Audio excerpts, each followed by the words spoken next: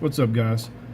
Real quick, I was out here in the garage and I'm playing around with some jigs, and I realized that that's something I could show you guys that you might not know already. So there's a lot of stuff on this counter. I've got some loose jig heads. We don't need those. What do we have here? So this is a finesse jig. It's a Mega Strike. We're not going to go into the jig, but I'm going to use this jig to show you this little lure tweak or jig modification. Okay, so we'll set this one over here. This jig, this is a swim jig that I made. If you look at this skirt, all right, this is I think this is a chatterbait skirt. You don't need to do this modification on one of these skirts. So right here, it looks like it's tearing a little bit, but these skirts hold up pretty good. They're a different style. It's not quite as bulky, meant to move a lot. So you can't use it in every situation, but that's not the kind of skirt that we're gonna focus on. This is a traditional jig skirt. This is one of the ones I made. I've had this jig for a while, and it hasn't come apart yet. Now, if you look at the skirt, what I did to this modification is I locked the skirt on. A lot of times you can get jigs that have a metal collar. This one didn't come with a metal collar, and doing this modification allows you to buy different jigs and still get the benefits of a metal collar.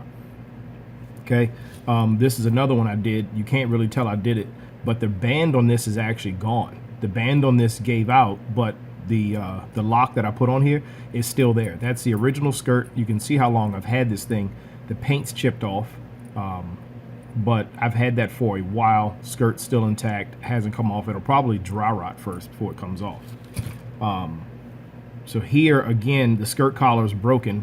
In a video the other day, you saw a bass came up and threw my jig and he broke the skirt.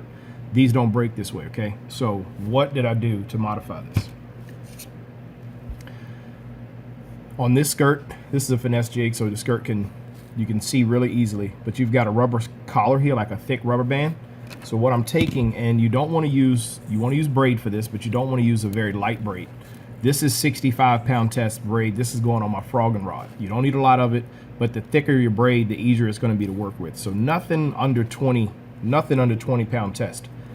Give yourself enough line to work with. And we're going to lock this skirt on here. We're not just going to simply tie the braid. I don't know how to refer to this except for I'm going to whip it. It's something I learned when I was replacing rod guides, but you create a loop. This is the same thing that's used in fly fishing. So we're going to whip the skirt on here. Create a loop. I'm going to hold the skirt material down. I'm going to lay the loop in the skirt material, and I'm going to hold it, making sure there's enough tag end sticking up past the jig. Take the line. The initial loop is going to be very loose because if you pull on it, you get your tag end to move. I don't want the tag end to move.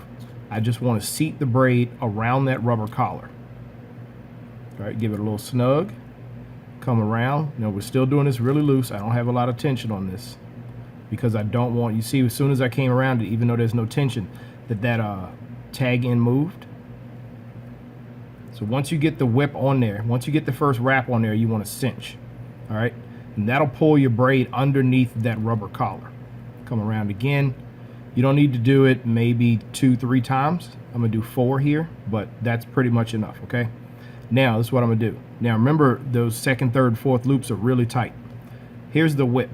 See that loop that we left against the skirt? Take the long tag end that you were wrapping, you put it through that loop, then you take this end, and that's gonna pull that loop underneath the wraps and lock your line in. See that loop disappearing? And you can see the rubber skirt just gave out. Now, once that loop's under there, I'm gonna give it a good cinch.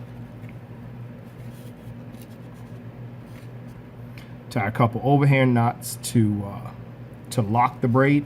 Same thing you do to finish off a braid deleter knot. Now we're going to do the overhand knots, and we're just going to cinch those down, and that just keeps just a little bit of added protection to keep it from coming undone. Just do 2 overhand knots, give it 1 good snug knot, and then after I do that, you've got your long tag end that you were using to wrap, and you've got the short end from the whip. I grab the short end with a pair of pliers, and pulling, and again, I'm pulling, that's locking the knot. That's not doing anything else. That skirt is not coming off of that jig. Not going anywhere. Now, take a pair of scissors. These scissors are struggling with this braid, to just let you know that. And trim your braid close. You won't be able to notice it.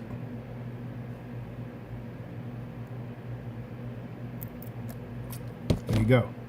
Now, what is the other benefit? Why do I do this also? Because now I can put fish attractant or fish scent on this jig, and I don't have to worry about the skirt sliding down. If you take a regular flipping jig and put oily scent on it, you set the hook or pull it through the water really hard, everything slides down the hook. That's not going to happen now because that braid has no stretch, it has no give. She's not going anywhere. So that's my jig modification, guys. Simple. Probably already thought of it, but if you haven't, then hopefully I showed you something that'll help you out. Please remember to like, subscribe, and comment. Orange World. There you go.